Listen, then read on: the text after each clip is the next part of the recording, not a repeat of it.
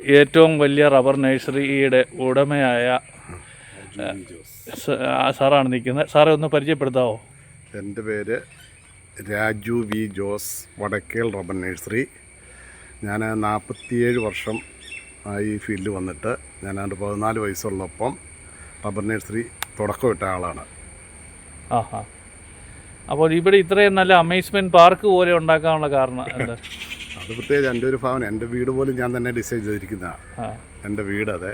പിന്നെ എല്ലാം ഞാൻ എൻ്റെ ഭവനയിലാണ് ചെയ്തുകൊണ്ടിരിക്കുന്നത്. വളരെ രസമുണ്ടായിരിക്കുന്നു. മൾട്ടി കളറ്, റെയിൻബോ കളറ്, ഭയങ്കര ഇൻട്രസ്റ്റിംഗ് ആയി. ഇപ്പം കുറച്ച് നമ്മൾ റബ്ബർ തൈകൾ വാങ്ങാൻ വന്നാൽ തന്നെ നമുക്കൊരു എൻ്റർടൈൻമെൻറ്റിന് സ്ഥലമുണ്ട്. പിന്നെ സാറേ ഇതിനകത്തെ ഈ അത്യാധുനിക രീതി ISO സർട്ടിഫിക്കറ്റ് എന്നൊക്കെ പറയുന്നുണ്ടല്ലോ, ലോകത്തിലെ ഏറ്റവും വലിയ റബ്ബർ നഴ്സറി എന്ന് പറയുന്നുണ്ടല്ലോ, അതിൻ്റെ കാരണങ്ങൾ എന്താണ് അതിൻ്റെ കാരണം? അല്ല, തയ്യ ഒരു വ്യക്തി ഉണ്ടാക്കുന്നില്ല. അതായത് വടക്കേ റബ്ബർ നഴ്സറി ഉണ്ടാക്കുന്നതിൽ ഏറ്റവും കൂടുതൽ തൈ ഉണ്ടാവും. ഇപ്പം ഞാനിവിടെ എല്ലാം ആസാമിലും ചെയ്യുന്നുണ്ട്. ഓക്കെ. ആസാമിൽ ചെയ്യുമ്പം അത് 60 ഏക്കർ സ്ഥലത്താണ് ചെയ്തിരിക്കുന്നത്. അത് വലിയൊരു സംഭവമാണ്. ഇവിടെ കാണാൻ മാത്രമുള്ളതുണ്ടേ. സാറേ, ഈ ബഡ് ചെയ്യാന്ന് പറഞ്ഞാലേ ഇപ്പോഴത്തെ തൈയുടെ ക്വാളിറ്റി എന്തൊക്കെയാണ്? നമ്മൾ ഇപ്പോൾ ഏറ്റവും, അതായത് 2004 അബ്ദുൽ കലാം വന്ന് റിസർച്ച് വെറൈറ്റി ചെയ്ത RRI 414, 417, 422, 429, 430 എന്ന 5 വെറൈറ്റിയാണ് ഔദ്യോഗികമായിട്ട് പുറത്തിറക്കിയിരിക്കുന്നത്. അതിലിപ്പോൾ ഏറ്റവും ഡിമാൻഡുള്ള വെറൈറ്റി എന്ന് പറയുന്നത് 430 RRI 430. ഓക്കെ, അതാണ് ഇപ്പോൾ അഡ്വാൻസ് ഏറ്റവും സർട്ടിഫൈ ആയിട്ടുള്ള. അതെ.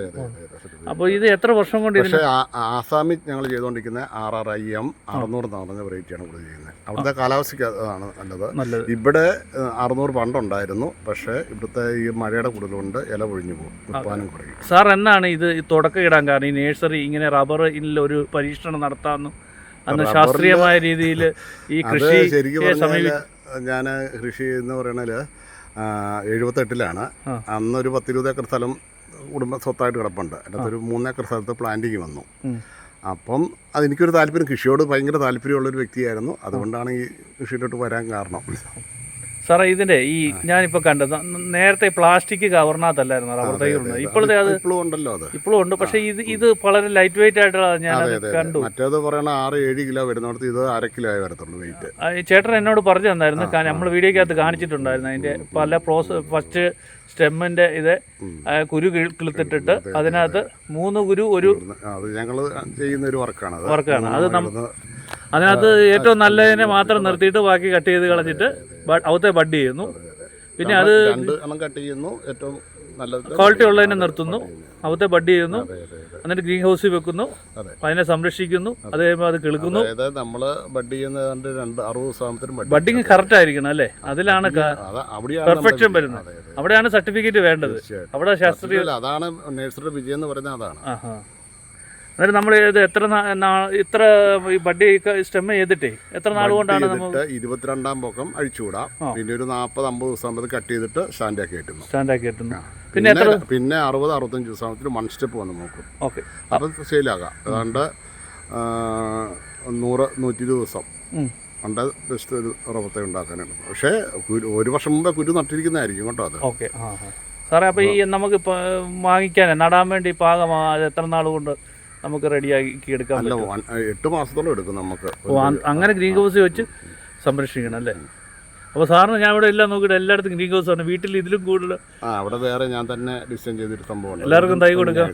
മെയിനായിട്ട് ഓർഡർ വരുന്ന എവിടുന്നൊക്കെയാണ് സാറേ? അത് കേരളത്തിൽ നിന്നുണ്ട്, കേരളത്തിന് പുറത്തുണ്ട്.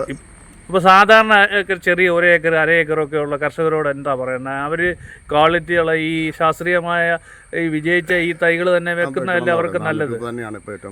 വില കൂടുതലൊന്നും ഉണ്ടോ?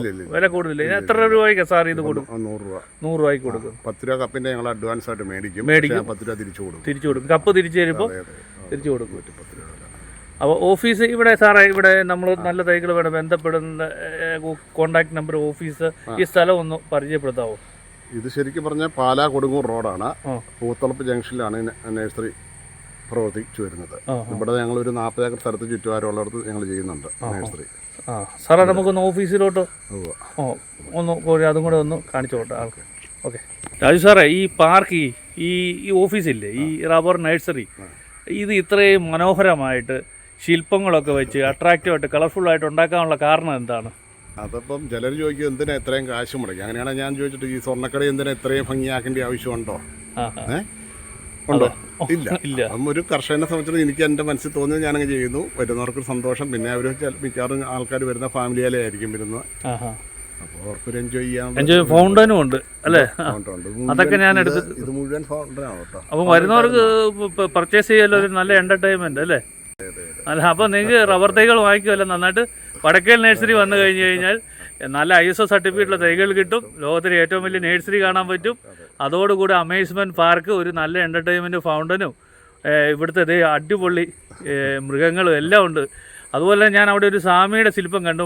മണ്ണ ധ്യാനിച്ച് മണ്ണാകുന്ന. പിന്നെ ഒരു വാൽമീകിയുടെ അത് തന്നെ ഈ വാൽമീകിയുടെ. അതുപോലെ ഞാൻ മേളിൽ കണ്ട ഒരു ചീങ്കണ്ണിയുടെ കൊത്ത് കുരങ്ങനിട്ടിട്ട് രക്ഷപ്പെടാൻ പഠിച്ച ഒരു കഥ. അപ്പോൾ എല്ലാവരും വരിക, കാണുക അല്ലേ, എൻജോയ് ചെയ്യുക. അപ്പം വളരെ അതിമനോഹരമായതാണ്. നേഴ്സറിയാന്ന് പറഞ്ഞ് കാണാം. ഇതൊരു അമേസ്മെൻറ്റ് പാർക്കും കൂടെ കൂടിയ എൻ്റർടൈൻമെൻറ്റ് കൂടിയാണ്.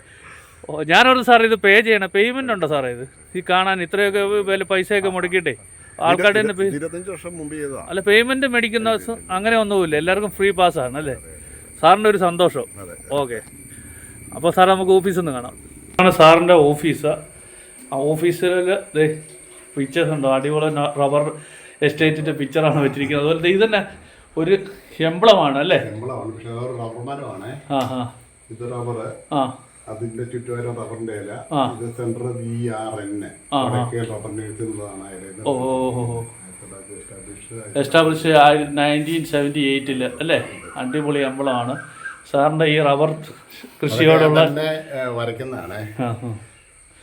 ഈ എംബ്ലം ഞാൻ തന്നെ സാറിന്റെ തന്നെ ഐഡിയ അനുസരിച്ച് ഡിസൈൻ ചെയ്തതാണ്. ഇങ്ങനെ അറിഞ്ഞത് ഇങ്ങനെ വടക്കൽ നഴ്സറി ഉണ്ട്.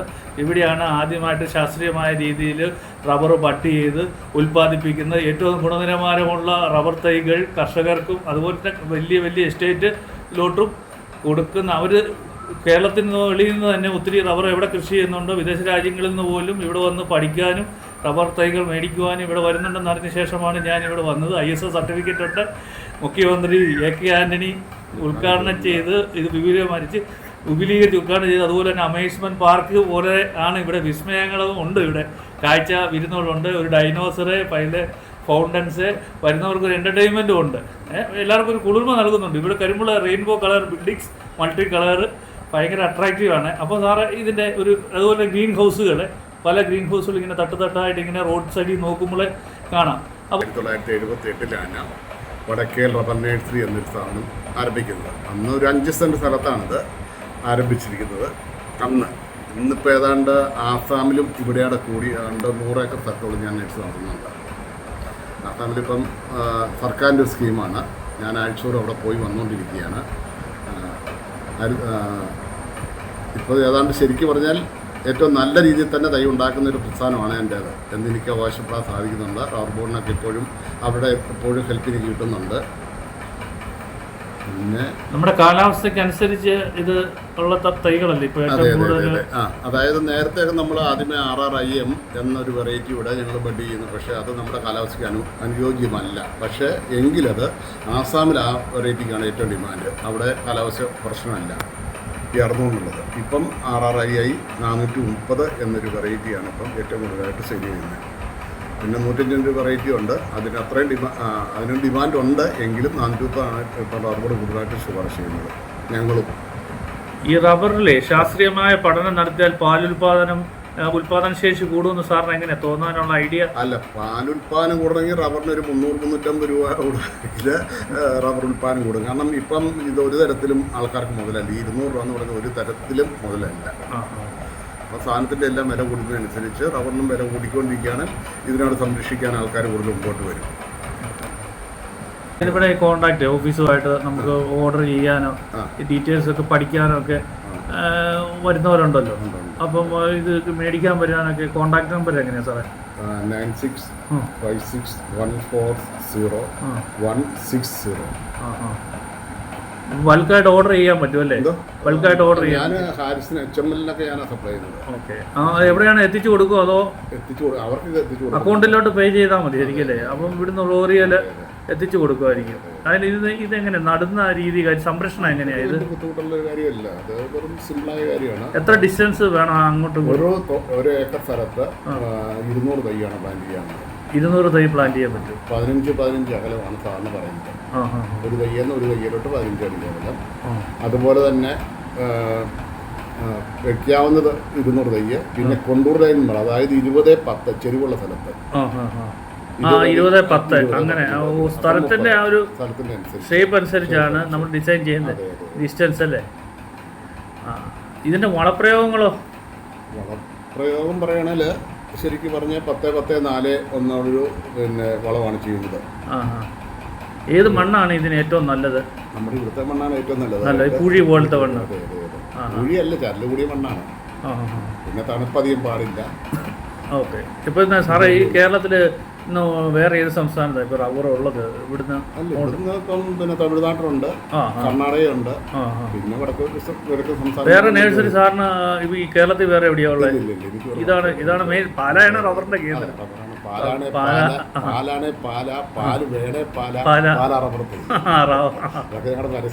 പരസ്യമായിരുന്നു. വളരെ നല്ല പരസ്യം. സാറേ ആസാമിലൊക്കെ ഉണ്ട് ഇത് നേഴ്സറി ഉണ്ടോ സാറിനുണ്ട്? 5 വർഷമായിട്ട് ഞാൻ അവിടെയാണ്. അപ്പോൾ ഇവിടെയാണ് കേരളത്തിലാണ് ആസാമിലാണ് കൂടുതൽ റബ്ബർ ഉള്ളത്? അവിടെയാണ് കൂടുതൽ ഉണ്ടാക്കുന്നത്. ഇപ്പം ഞാൻ അവിടെ ഉണ്ടാക്കുന്ന 60 ഏക്കറുണ്ട്. അവിടെയാണ് 10-30 ലക്ഷം തൈകളും ചെയ്യുന്നത്. ഓക്കെ. സാർ ഇതിന്റെ ഉദ്ഘാടനം എന്നാ ഈ നമ്മുടെ 25 വർഷം പൂർത്തിയായപ്പോൾ ഏക്കാനി സാറായിരുന്നു ഉദ്ഘാടനം. അതെ അതെ. ഇപ്പം ഇപ്പോൾ വർക്കുകൾ നടന്നുകൊണ്ടിരിക്കുന്നു അല്ലേ? അതെ, ഇപ്പം പെയിന്റിങ് നടന്നുകൊണ്ടിരിക്കുക. അപ്പോൾ ഇവിടെ പ്രോഗ്രാം ഒക്കെ നടത്തുന്ന അതുണ്ട്. അത് നമ്മുടെ ഓഫീസുമായിട്ട് ബന്ധപ്പെട്ടാൽ മതി അല്ലേ? ഓക്കെ. കല്യാണങ്ങളൊക്കെ നടത്താറുണ്ട്. സാറിന്റെ വീട്ടിൽ ഇതിലും വലിയ നഴ്സറി ഉണ്ടെന്ന്? അവിടെ നഴ്സറി ഉണ്ട്. അവിടെ ഞാൻ തന്നെ ഡിസൈൻ ചെയ്തൊരു അംബ്രല്ല പോളിഹൗസ് എന്ന് പറഞ്ഞൊരു സംഭവം ആവശ്യാനുസരണം തുറക്കും അടയ്ക്കുകയും ചെയ്യാം.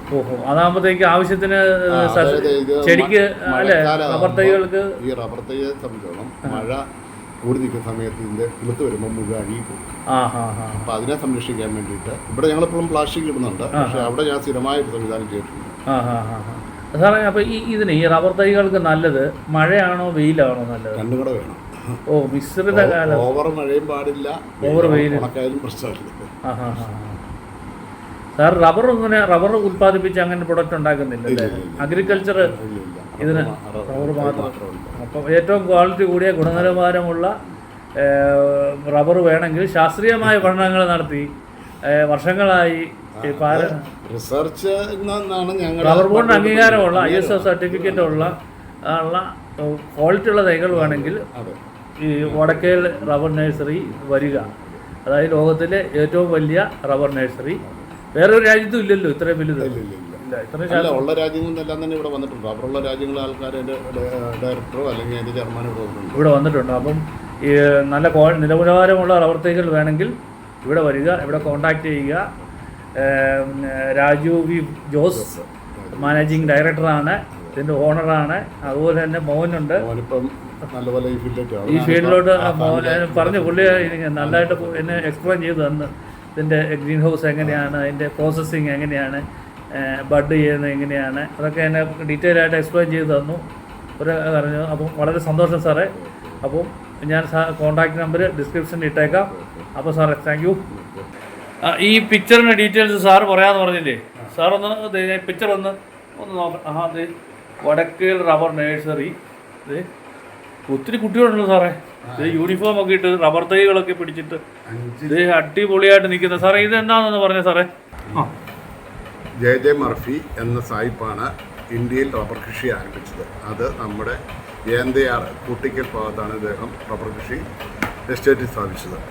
അപ്പോൾ അദ്ദേഹത്തെ അനുസ്മരിച്ചുകൊണ്ട് ഞാൻ 1500 കുട്ടികളെ കൊണ്ട് മർഫി സ്കൂളിലെ 1500 കുട്ടികളെ പങ്കെടുപ്പിച്ച് 5 സെക്കൻഡ് കൊണ്ട്, 5 മിനിറ്റ് അല്ല 5 സെക്കൻഡ് കൊണ്ട് 1500 റബ്ബർ തൈകൾ നട്ട് അതിനൊരു പ്രത്യേക അദ്ദേഹത്തെ ആദരിക്കുകയുണ്ടായി.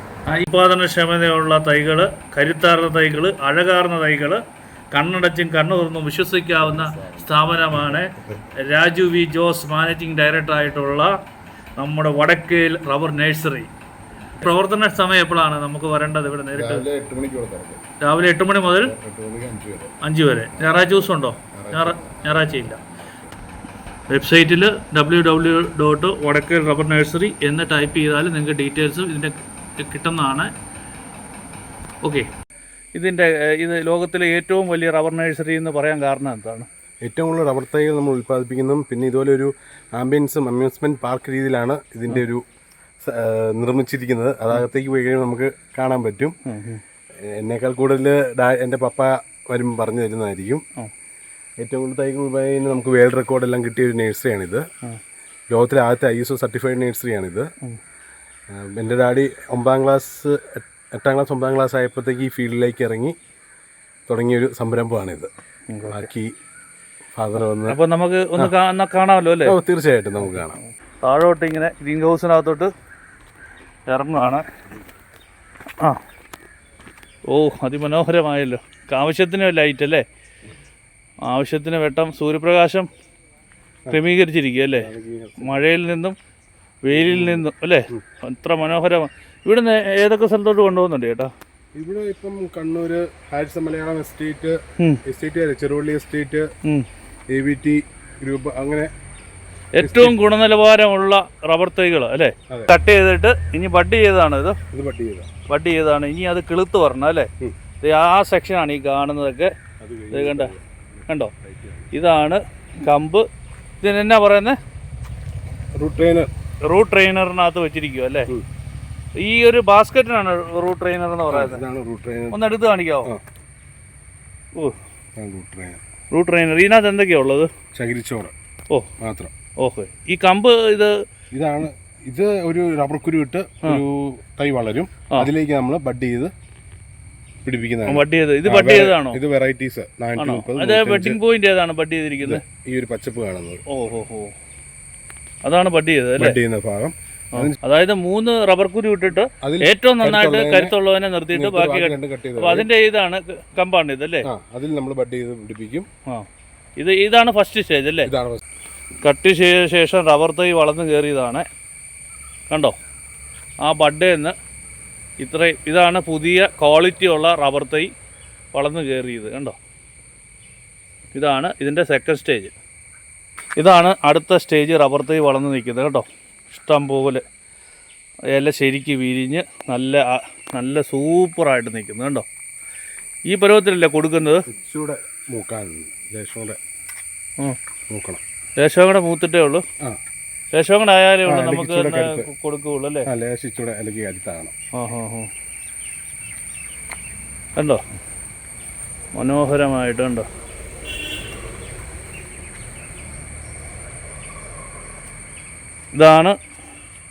ഇത് കുറച്ചും കൂടെ ഒരു മാസം കൂടെ ഇരിക്കണോ? ഒരു മാസം കൂടെ ആകുമ്പോഴത്തേക്ക് ഇത് ജൂൺ 1 നമ്മൾ സെയിൽ തുടങ്ങും. ജൂൺ 1 തീയതി ആകുമ്പോഴത്തേക്ക് ഇത് നമുക്ക് നടാൻ പറ്റും അല്ലേ? പ്ലാന്റേഷന് പറ്റും. Rubber plantation. അതായത് നല്ല ക്വാളിറ്റി ഉള്ള 7 വർഷം കൊണ്ട് തന്നെ നമുക്ക് ഇതിൻ്റെ വെട്ടാൻ തുടങ്ങും. വെട്ടി പാല് എടുക്കാൻ തുടങ്ങും. നല്ല ക്വാളിറ്റി ഉള്ള ഇനമാണ്. അപ്പോൾ ഇവിടെ പറഞ്ഞു തരും അതെങ്ങനെ നടണം, അതിൻ്റെ കാര്യത്തെ പറ്റിയൊക്കെ ഡീറ്റെയിൽ ആയിട്ട് റബ്ബർ നഴ്സറിയിൽ നിന്ന് പറഞ്ഞു തരും. വളപ്രയോഗവും സംരക്ഷണ രീതികളെ പറ്റിയും പറഞ്ഞു തരും.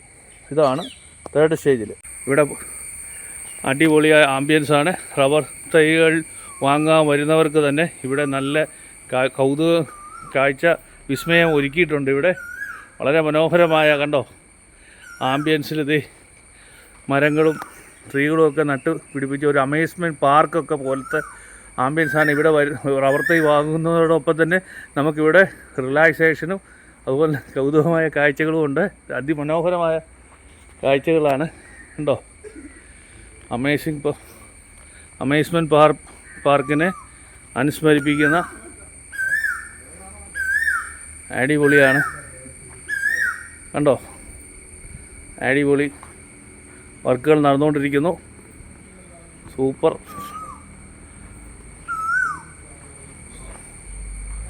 അടിപൊളി. നല്ല 2 കലമാൻ കണ്ടോ?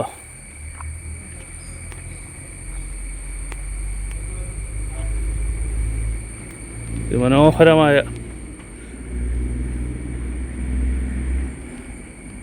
ശില്പം അല്ലേ, ശില്പമാണ് സ്തൂപം. ഇത് സിംഹവും അതിൻ്റെ വൈഫും അല്ലേ, അതെ, അതിലാണ്. സിംഹം മെയിൽ സിംഹവും ഫീമെയിലുമാണ്. കണ്ടോ, അതിമനോഹരമായി ആയി ചിത്രീകരിച്ചിരിക്കുന്നു. ഇത് പെയിൻറ്റിംഗ് ഒക്കെ നടന്നുകൊണ്ടിരിക്കുക. കണ്ടോ, അതിമനോഹരമായി. ഇത് ഇവിടെ കൺവെൻഷൻ സെൻറ്റർ പോലെ ചെറിയൊരു പ്രോഗ്രാമൊക്കെ നടത്താനുള്ള എൻ്റർടൈൻമെൻറ്റ്, വരുന്നവർക്കൊക്കെ പാർക്കിങ്ങിനും അതുപോലെ തന്നെ എൻ്റർടൈൻമെൻറ്റിനുള്ള നല്ല സൗകര്യങ്ങൾ ഇവിടെയുണ്ട്. പിള്ളേരുമൊക്കെ ആയിട്ട് വരുവാണെങ്കിൽ അടിപൊളി ആയിട്ട് വൺ ഡേ എൻജോയ് ചെയ്യാം. അകലെ നിന്നൊക്കെ വരുന്നു, ഇവിടെ ആസാമിൽ നിന്ന് വരുന്നവരുണ്ട്, അതുപോലെ തന്നെ കർണാടക, മാംഗ്ലൂർ. അപ്പോൾ വരുന്നവർക്കൊന്നും എൻജോയ് ചെയ്യാനുള്ള മേഖലയിൽ റബ്ബറുള്ള രാജ്യങ്ങളെല്ലാ ആൾക്കാരും ഇവിടെ വരുന്നുണ്ട്. ഈ ഇന്ത്യയിൽ നിന്ന് മാത്രമല്ല, റബ്ബർ വ്യവസായം, അതായത് കൃഷി ചെയ്യുന്ന വേറെ രാജ്യങ്ങളിൽ നിന്നുള്ള ആളുകൾ പോലും ഇവിടെ വന്ന് ഇതിനെപ്പറ്റി പഠിക്കുന്നുണ്ട്. ഇവിടെ വന്ന് റബ്ബർ തൈകൾ മേടിച്ചുകൊണ്ട് പോകുന്നുണ്ട്. അപ്പോൾ എല്ലാവർക്കും വളരെ സൂപ്പറായിട്ട് എൻജോയ് ചെയ്യാൻ പറ്റിയ ആംബിയൻസാണ് ഇവിടെ ഒരുക്കിയിരിക്കുന്നത്. അതിൻ്റെ മേളിൽ ആ ഡൈസിലാണ് ഇത് ഉദ്ഘാടനം ചെയ്തപ്പോൾ അല്ലേ, അവിടെ വെച്ചാണ് ഫംഗ്ഷൻ നടന്ന് ഏക്കാൻ ഉദ്ഘാടനം ചെയ്തത്. ഇവിടെ ഒരു ഫൗണ്ടൻ്റെ വർക്ക് നടന്നുകൊണ്ടിരിക്കുന്നു. മൂലം മൂടിപ്പോയതാണ്. ഒരു 8-9 ടൈപ്പ് ഫൗണ്ടൻ ഉണ്ട്. ഇതിൽ നിന്നും ഈ തൂണിൽ നിന്നും ഇതിൽ നിന്നെല്ലാം ഫൗണ്ടനുള്ളതാണ്. ഇത് ഒരു ആന, എലിഫൻറ്റിൻ്റെ തല, ഒരു പാമ്പ്, പുലി, പുലി. ഇത് ഇതല്ലേ സ്റ്റെപ്പ് ഇട്ടിട്ട് അത് സ്റ്റേജാണ്. നമുക്കത് അതുപോലെ തന്നെ ഇങ്ങോട്ടുമൊക്കെ നല്ല സൂപ്പറായിട്ട് വാട്ടർ. ഇനി ഇതിനകത്തൊക്കെ ഫിഷ്, മീനുകളൊക്കെ വരും. ഉണ്ടോ, ഇത് ആർക്കിടെക്ചർ വർക്കുകളൊക്കെ നടന്നുകൊണ്ടിരിക്കുന്നു. ഇതെന്നായിരുന്നു ചേട്ടാ? ഇത് പണ്ട് ഒരു മുനി ഇരുന്ന് ചതൽപുറ്റ് കയറിയ ഒരു കഥ. എനിക്ക് എത്ര കറക്റ്റ് അറിയില്ല, അപ്പൊ വരുമ്പോ കറക്റ്റായിട്ട് പറയും. അങ്ങനെ ഒരു സംഭവമായത്. മുനി ഇങ്ങനെ ധ്യാനിച്ച് ചതൽപുറ്റ് കയറി ആ ഒരു സംഭവമാണിത്. മുനിയുടെ ഇതുണ്ട്, കല്ലുമൊക്കെ വെച്ച് ഇതിൻ്റെ ഇടയ്ക്കല്ലേ, പാറയുടെ മുകളിൽ ഇരുന്ന് അല്ലേ. ഓ, അടിപൊളി, നല്ല ക്രിയേറ്റിവിറ്റി. ഇതാണ് ആംബിയൻസ്, അടിപൊളി സൂപ്പർ ആംബിയൻസാണ്. നല്ല ഗ്രീനറിയും കണ്ടോ. ഒരു ഫംഗ്ഷൻ നടക്കാണ്ട്, മാരേജ് ഫംഗ്ഷന്, മാമോദിസ, അങ്ങനത്തെ ഒരു ഫംഗ്ഷൻസ്, മാരേജ് ഫംഗ്ഷന്, മാമോദിസയൊക്കെ അല്ലേ ഒക്കെ നടത്തുകയും ചെയ്യാം. മൾട്ടിപർപ്പസ് ആണ് ഇവിടെ അല്ലേ. അടിപൊളിയാണ്. ഇവിടെയൊക്കെ പിള്ളേരായിട്ട് വന്നു കഴിഞ്ഞാൽ എന്ത് രസമാണെന്നറിയോ. ഫംഗ്ഷന് പിള്ളേർക്ക് ഇവിടെ കളിക്കുകയും ചെയ്യാം. വേറെ ശല്യം ഒന്നും ഉണ്ടാവില്ല പിള്ളേരെ കൊണ്ട്. ഫോട്ടോ എടുക്കാനൊക്കെ നല്ല, കല്യാണം കഴിഞ്ഞ് ലവ് സീൻ എടുക്കാൻ വേണ്ടി ഇവിടെ ഒരു സ്റ്റുഡിയോക്കാർ ഇവിടെ ആൾക്കാരെ കൊണ്ടുവരുന്നുണ്ട്. ടോപ്പ് വ്യൂ ആണ്. നമ്മുടെ ഇവിടുത്തെ ഈ ചെറിയ സ്റ്റേഡിയം പോലെ കെട്ടിയിട്ടുണ്ട്, ഒരു ഗാലറി കയറി നിൽക്കുവാണ്. അവിടുത്തെ വ്യൂ ആണ് നിങ്ങളെ കാണിച്ചു തരുന്നത്. നേരെ കാണുന്നത് അതെന്താ ചേട്ടാ? അവിടെ ചെറിയൊരു കോൺഫറൻസ് ഹാൾ പോലെ 100 പേർക്ക് നടത്താൻ വേണ്ടി ചെറിയൊരു കോൺഫറൻസ് ഹാൾ ഓഫീസിൻ്റെ മേളിൽ. നേരത്തെ കൂടത്തൈ ഉണ്ടായിരുന്നപ്പോൾ റബ്ബർ തൈകൾ എങ്ങനെയാണ് പാകുന്നതെന്ന് പ്ലാന്റ് ചെയ്യുന്നതെന്ന് അറിയാൻ വേണ്ടിയുള്ള ശില്പങ്ങളാണ് ഇവിടെ ഉണ്ടാക്കിയിരിക്കുന്നത്. ബ്ലേഡ് വെച്ച് ആദ്യത്തെ ആള് ബ്ലേഡ് വെച്ച് കീറുന്നു, രണ്ടാമത് പൊളിച്ച് വെക്കാൻ വേണ്ടിയുള്ളത് പൊളിച്ച് വെക്കാറുണ്ട്, മൂന്നാമത്തെ ആള് താത്തി അതിൻ്റെ ചൂട് ഉറപ്പിക്കുന്നു. ഉറപ്പിച്ച ശേഷം മണ്ണിടിച്ച് മണ്ണ് ടൈറ്റ് ചെയ്യുന്നു. അതാണിത്. ഇവിടെയെല്ലാം പാകമാകാറ റബ്ബർ തൈകൾ ഉണ്ട്. പല തട്ടുകളിലും ഇങ്ങനെ ഗ്രീൻ ഹൗസ് ഉണ്ടാക്കി, ഇവിടെ എല്ലാ അടുത്തും ഇങ്ങനെ ഗ്രീൻ ഹൗസുകൾ ഉണ്ടാക്കി അതിലാണ് ഈ ക്വാളിറ്റി കൂടിയ റബ്ബർ തൈകൾ വളർത്തിയെടുക്കുന്നത്. അതിമനോഹരമായ റബ്ബർ നഴ്സറിയിൽ അമ്യൂസ്മെൻറ്റ് പാർക്കാക്കി മാറ്റിയ ഇതിൻ്റെ ഡിനോസറാണ് ഈ നിൽക്കുന്നത്. അതിമനോഹരമായ ഡിനോസർ ഈ പാർക്കിൻ്റെ ഏറ്റവും മുഖ്യ ആകർഷണമാണ് ഈ നഴ്സറിയുടെ. ഇവൻ അതിമനോഹരമായി നിൽക്കുന്നത് കണ്ടോ. അതിൻ്റെ അടിയിൽ ഒരു കടുവ, ടൈഗർ. ആഹാ, അടിപൊളി. ഇതിൻ്റെ ഇടയ്ക്ക് ഗ്രീൻ ഹൗസിനകത്ത് ഇവിടെ റബ്ബർ തൈകൾ, അതായത് വിസ്മയ ലോകത്തെ റബ്ബർ നഴ്സറി, അതായത് ലോകത്തിലെ വിസ്മയമാണല്ലോ മായ അല്ലേ, അല്ലേ, ആൾക്കാരെ പുറകം കൊള്ളിക്കുക. കാഴ്ച വിസ്മയം ഒരുക്കിയിരിക്കുകയാണ്. ലാഭം ഉണ്ടാക്കുക മാത്രമല്ല മറ്റു മനുഷ്യർക്ക് എൻ്റർടൈൻമെൻറ്റ്, എല്ലാവരും വരുന്നവർ സന്തോഷിക്കട്ടെ. അടിപൊളി ആംബിയൻസ് ആണ്. അടിപൊളി മുതലയുടെ പൊക്കത്തിരിക്കുന്ന ചീങ്കണ്ണിയാണോ മുതലയാണോ ചേട്ടാ? മുതലയുടെ പൊക്കത്തിരിക്കുന്ന കുരങ്ങൻ രക്ഷപ്പെടുകയാണ്. കണ്ടോ ചേട്ടൻ അത് ഇതൊരു കഥയുണ്ട് വരച്ചോണ്ടിരിക്കുക. കണ്ടോ അതിൻ്റെ ഫൈനൽ കണ്ടോ, അതിന് കറക്റ്റായിട്ട് അതിൻ്റെ നഖം ഡിസൈൻ ചെയ്തുകൊണ്ടിരിക്കുക, നഖത്തിന് കളർ അടിച്ചുകൊണ്ടിരിക്കുകയാണ്. കണ്ടോ, ഇതാണ് ഒരു ശില്പിയുടെ മനോഹരമായ,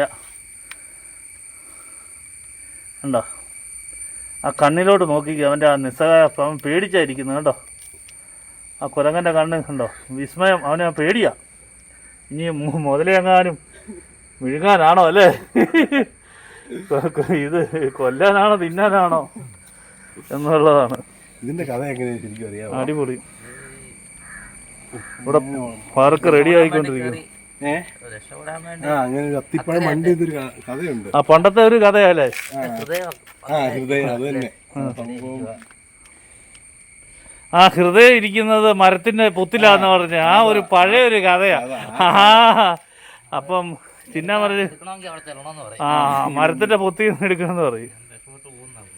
ആ ഒരു ഇതാ കഥയാ ഇതെല്ലാം നമ്മൾ ഇവരൊന്നും മീനിങ് ഇല്ലാതെ ഇവരൊരു കാര്യം ഉണ്ടാക്കത്തില്ല, ചെയ്യത്തില്ല. കണ്ടോ അവന് പേടിയും. ഇത് മുതലാണെങ്കിൽ സന്തോഷത്തോടു കൂടി അവൻ പറഞ്ഞല്ലോ, സത്യം പറഞ്ഞല്ലോ, അവനെ ആ കരക്ക് എടുത്തിട്ട് വേണം തിന്നാന്ന് പറയാം. അതാ ആ ആറ്റിറ്റ്യൂഡ് ഫേസിലോട്ട് നോക്കി മുതലയുടെ. കേട്ടോ പിന്നെ ഊഞ്ഞാല്. ഇത് പാറക്കുളമാണോ? പാറക്കുളം അടിപൊളി. ഇത് ഇവിടെ എല്ലാം എന്താ അമ്യൂസ്മെൻറ്റ് പാർക്ക് പോലെ ഇത് വന്യമൃഗങ്ങളെല്ലാം ഉണ്ട്. ഇത് കണ്ടോ, ഇതിനകത്ത് കടുവ വന്ന് വെള്ളം കുടിക്കാൻ വരുന്നു. കണ്ടോ, എന്നാൽ ഇവിടെ ഊഞ്ഞാലാടാം പിള്ളേർക്ക്. ഊഞ്ഞാൽ ഇവിടെ വന്നു കഴിഞ്ഞാൽ കടുവയുടെ ഈ തിരുവനന്തപുരം സൂവിൽ പോലും ഇത്രയും കടുവയില്ല. സൂപ്പർ കടുവ. ആ സൂപ്പർ കടുവ. കണ്ടോ കടുവ ഇരിക്കുന്നു, അടിപൊളി കടുവ. ആ കൂണ് വലിയ കുട പോലത്തെ കൂണ്, അടിപൊളി കൂണ് നിൽക്കുന്നത്. അതുപോലെ തന്നെ ഇതൊരു ഷെഡുണ്ട് ഇവിടെ, നമുക്ക് കാർ പാർക്കിങ് അല്ലേ, ഫംഗ്ഷൻ. വേണേൽ ഫംഗ്ഷൻ ഉണ്ടാവും, ചെറിയ ഫംഗ്ഷൻ, മാമോദീസായോ മനസ്സമ്മതോ ചെറിയ പരിപാടിയൊക്കെ നടത്താൻ പറ്റും. അടിപൊളി. ഇത് DJ നൈറ്റ് പിള്ളേരുടെ DJ ഒക്കെ വെച്ച് പരിപാടി നടത്താം. DJ പാർട്ടിക്കൊക്കെ പറ്റിയ സ്ഥലമാണ്. ഇതിൻ്റെ ഇടയ്ക്കെല്ലാം ഗ്രീൻ ഹൗസ് ഉണ്ടാക്കി. ഇത് റബ്ബർ തൈകൾ എവിടെ സ്പേസ് ഉണ്ടോ അവിടെയെല്ലാം റബ്ബർ തൈകൾ ഇങ്ങനെ ഗ്രീൻ ഹൗസിനകത്ത് ബഡ് ചെയ്ത് വളർത്തിക്കൊണ്ടിരിക്കുകയാണ്. ഇതിൻ്റെ ടോപ്പ് വ്യൂ ആണ് വടക്കേൽ റബ്ബർ നഴ്സറിയുടെ അമ്യൂസ്മെൻറ്റ് പാർക്ക്. കറുപ്പ് കാരണം എന്നാലേ ഉള്ളൂ അത് പാകമാവുള്ളൂ. 2 ആഴ്ച കഴിയുമ്പോൾ. അപ്പോൾ ഇതിൻ്റെ വിലയാണ് 100 രൂപ അല്ലേ? 100 രൂപ. 110 രൂപ. കപ്പ തിരിച്ച് ഇത് നടുന്ന രീതിയൊക്കെ പറഞ്ഞു കൊടുക്കും. അതെല്ലാം നോട്ടീസ് ഉണ്ട് ഇതിനകത്തൊന്ന് ഊരിയെടുക്കുന്നത് അല്ലേ, ഈ കേട് പോറ്റാതെ തൈ ഊരിയെടുത്തല്ലേ. ഇത് കീറുവതും ബ്ലേഡിന് കീറരുതല്ലോ. അല്ലല്ല, ഇതിന്റെ ഇവിടെ തണ്ട പിടിച്ചിട്ട് 2 തട്ട് കൊടുത്ത കഴിയുമ്പോൾ കപ്പ് ഊരി പോരും. ഓക്കെ, അങ്ങനെയാണ്. അങ്ങനെ നടുന്ന രീതിയും കാര്യങ്ങളൊക്കെ ഓഫീസിലോട്ട് കറക്റ്റ് പാകമായ തൈകൾ അല്ലേ ഡീറ്റെയിൽ ആയിട്ട് പറഞ്ഞു കൊടുക്കും അല്ലേ. അപ്പോൾ വേറൊരു എൻ്റെ പപ്പായുടെ വേറൊരു ഐഡിയയിൽ കണ്ടുപിടിച്ചതാണ് അംബ്രല്ല പോളി ഹൗസ്. അത് നമുക്ക് കൂടുതൽ മഴയുള്ള സമയത്ത് നമുക്ക് അടച്ചിടാൻ പറ്റും, വെയിലുള്ള സമയത്ത് നമുക്ക് തുറന്നിടാനും എല്ലാം പറ്റുന്നൊരു ടൈപ്പ്. അത് വേണം വീടിൻ്റെ അവിടെ പോയാലേ നമുക്ക് കാണാൻ പറ്റുള്ളൂ. സാറിൻ്റെ വീട്ടിലെത്തിയിരിക്കുകയാണ്. ഇവിടെ സാറ് തന്നെ ഡിസൈൻ ചെയ്തെടുത്ത ഒരു അംബ്രല്ല പോളി ഹൗസിലാണ് നമ്മളിപ്പോൾ നിൽക്കുന്നത്. ഇവിടെയാണ് റബ്ബർ തൈകൾ സംരക്ഷിച്ച്, അതായത് ആവശ്യാനുസരണം അടയ്ക്കുകയും തുറക്കുകയും ചെയ്യാം. അതങ്ങനെ ലോക്ക് കണ്ടോ, ആ ലോക്ക് എടുത്ത് ആ ലോക്കെ പിടിച്ചാൽ ഇത് മൊത്തം അല്ല ലോക്ക് എടുത്ത് അവിടെ ഒരാൾ കയറിട്ട് താത്തിടും. പിന്നെ ഇത് ഓപ്പൺ ചെയ്ത് അങ്ങനെ തന്നെ തുറക്കുകയും ചെയ്യാം. അപ്പോൾ അതിന്റെ സിസ്റ്റം എവിടെ ഇരിക്കുന്നത്? അതിന്റെ കോർണറിലല്ലേ? അതെ ഇത് കണ്ടില്ലേ, അവിടെ ലോക്കായിട്ട് കിടക്കുക. ഇത് ലോക്കായിട്ട് കിടക്കുന്നത് ഇങ്ങോട്ട് താത്തിടാം. ഇതാണ് അംബ്രല്ല പോളി ഹൗസ്. കൊടുക്കാൻ പാകമാക്കിയത് 15 ദിവസം കൂടെ കഴിഞ്ഞാൽ ഇവിടെ റെഡി ആയിരിക്കുന്ന റബ്ബർ തൈകളുണ്ട്. ഇവിടെ മുഴുവൻ സാറ് തൈ കേടാതെ സംരക്ഷിക്കാൻ വേണ്ടിയിട്ട് മാത്രമുള്ളത്. സാറിൻ്റെ വീടിനോട് ചേർന്നാണ് ഇത് തയ്യാറാക്കിയിരിക്കുന്നത്. ഇത് അതുപോലെ തന്നെ ഇവിടെ ഇതുണ്ടല്ലോ നമ്മുടെ സ്റ്റെമ്മ. സ്റ്റമ്പായിട്ട് പുതിയതായിട്ട് കിളിപ്പിക്കാൻ പറ്റിയ തയ്യായിട്ട്.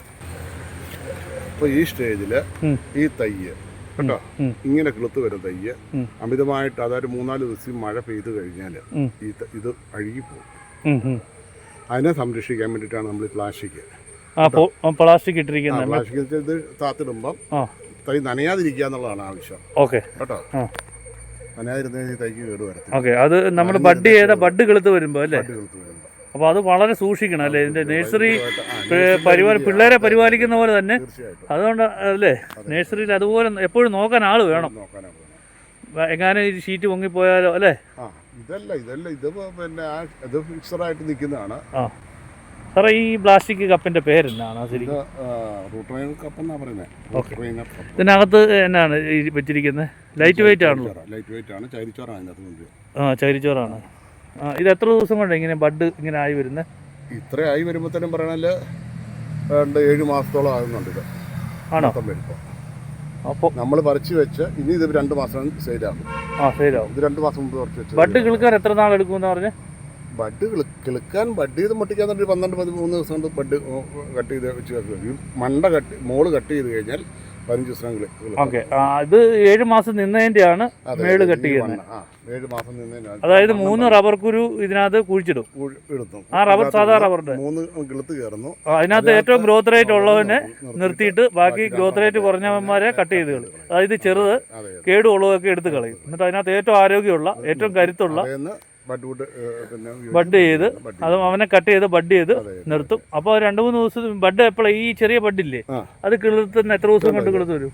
ഇത് ആണ് ബഡ് ചെയ്തിരിക്കുന്നതെന്ന് പറഞ്ഞു. ഇത് ബഡാണ്. ഇത് ക്ലോണൽ ആണ് ഈ മരം. ഓക്കെ, ഇതിന്റെ സൈഡിൽ ഇതാണ് ബഡ് കാണുന്നത്. ഇതിപ്പോൾ 430 എന്ന് പറഞ്ഞ വെറൈറ്റിയാണ്. ഇത് നമ്മൾ ഇങ്ങനെ മോള് കട്ട് ചെയ്ത് കഴിഞ്ഞാൽ അതിന് 15 ദിവസം കൊണ്ട് കിളുത്ത് കയറാൻ തുടങ്ങും. ഇനി ഇത് 2 മാസം കൊണ്ട് സെയിൽ ഈ രീതിയിലോട്ടാകും. 2 മാസം കൊണ്ട് ഇത്രയും ഇതാവും അല്ലേ? അപ്പം 2 മാസം കൊണ്ട് അവൻ ഇങ്ങനെ ഈ ഒരു പരുവത്തിലാവും അല്ലേ? 2 മാസത്തിനുള്ളിൽ നമുക്ക് സെയിൽ ചെയ്യാൻ പറ്റും അല്ലേ? കഴിയുമ്പോൾ അതിമനോഹരമായി സാറിൻ്റെ അംബർല പോളി ഹൗസാണിത്.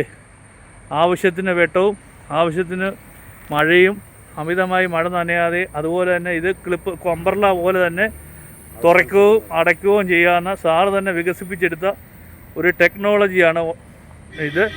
കപ്പുകളിൽ നിറയ്ക്കാനുള്ള ചകിരി ഇവിടെ ജോലിക്കാർ നിന്നാണ് ചെയ്യുന്നത്. അതിൻ്റെ ന്യൂട്രിയൻ്റ് കപ്പാണിത്. കപ്പുകൾ ഇഷ്ടം പോലെ കപ്പുകൾ ഇവിടെ ഇരിക്കുന്നുണ്ട്. ഈ കപ്പുകൾ ഇതിനകത്താണ് ചകിരിത്തോറ് ഫില്ല് ചെയ്യുന്നത്. ഇതാണ് ചകിരിച്ചോറ്. ഇതിനകത്താണ് നടുന്നത്. ഇവിടെ കപ്പുകൾ ഇഷ്ടം പോലെ അടുക്കി ഇങ്ങനെ വെച്ചിട്ടുണ്ട്. ഇവിടെയെല്ലാം പോളി ഹൗസിനകത്ത് അംബർല പോളി ഹൗസാണ് ഇവിടെ കാണുന്നത്. ഇതിനകത്തെല്ലാം തൈകൾ വളർന്ന് പാകമായി നിൽക്കുന്നു. ആവശ്യത്തിന് വെയിലും ആവശ്യത്തിന് മഴയും അടിക്കുകയുള്ളൂ.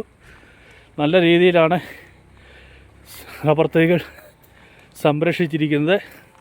ബഡിന് കേടുകൂടാതെ വെള്ളം വീഴാതെ വളരെ എല്ലാം തൈകളാണ്. ഉണ്ടോ? ഓരോ സ്റ്റേജസാണിത്. ഇതിപ്പോൾ എത്ര ആഴ്ച കഴിക്കണം സാറേ ഈ ബഡ്? 1 മാസമായിട്ടുണ്ട്. 45 ദിവസമായി. ഇങ്ങനെ ഓരോ സമയത്തും നമ്മൾ ഇത് ഇത്ര ഒരു ആയി കഴിഞ്ഞാൽ തൈ മഴ കൊണ്ടാലും കുഴപ്പമില്ല. നമ്മളത് തിരിച്ചടിച്ച് നിർത്തിയിരിക്കുക. അപ്പോൾ ഇത്രയും ഈ തുരിശ അടിച്ചത് അതാണ് വെള്ളപ്പുള്ളി വന്നിരിക്കുന്നത് അല്ലേ? അത് വെയിലും മഴ കണ്ടാലും കുഴപ്പമില്ല. അപ്പം അത് 2 മാസം ആയി കഴിഞ്ഞാൽ പിന്നെ കുഴപ്പമില്ല. അതുവരെ നമ്മൾ ബഡ് സൂക്ഷിക്കണം. തൈകൾ 1 മന്ത് ഈ ഒരു പ്രശ്നമാണ് ഏറ്റവും ഉള്ളത്. താഴെ കണ്ടില്ല ചെറുത് നിൽക്കുന്നതിനാണ് ഏറ്റവും പ്രശ്നം വരുന്നത്. ഈ ഒരു പരുവത്തിൽ നിൽക്കുന്നതിനാണ് ഏറ്റവും പ്രശ്നം വരുന്നത് അല്ലേ? ഈ ഒരു സമയത്താണ് ഏറ്റവും അപ്പോൾ ഈ സമയത്ത് സൂക്ഷിക്കണം. ഒരു 1 മന്ത് നല്ലപോലെ 2 മാസം കഴിഞ്ഞാൽ പിന്നെ കുഴപ്പമില്ല. വെയിലും മഴ അടിച്ചാലും ഒരു പ്രശ്നവുമില്ല. നല്ല കരുത്തോടു കൂടി നിൽക്കുന്നു.